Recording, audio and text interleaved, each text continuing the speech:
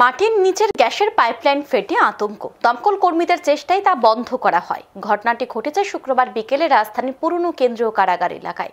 জানা গেছে যে কেন্দ্রীয় কারাগারের দেওয়াল সংলগ্ন রাস্তার পাশে ড্রেন নির্মাণের জন্য মাটি কাটা হচ্ছে। ড্রজার দিয়ে চলছে মাটি কাটার কাজ।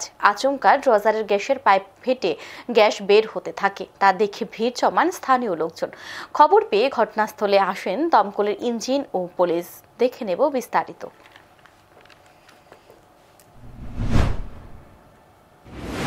এরপরই গ্যাস বের হওয়া শুরু হয়েছে। কেমন পরিমাণ গ্যাস বেরিয়েছে? মোটামুটি অনেক গ্যাস বেরিয়েছে, 20-25 মিনিট তো গ্যাস বেরিয়েছে। ফায়ার সার্ভিস এসেছিল? ফায়ার সার্ভিস আমরা ফোন করেছি, যথেষ্ট পুলিশও যথাযথ ভূমিকা পালন করছে, মহিলা থানার তারাও যথেষ্ট হেল্প করছে।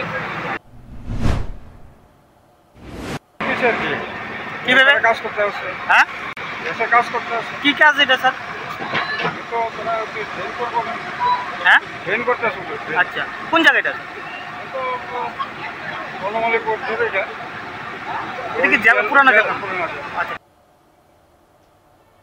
এখন সময় বিরতির সঙ্গে থাকুন।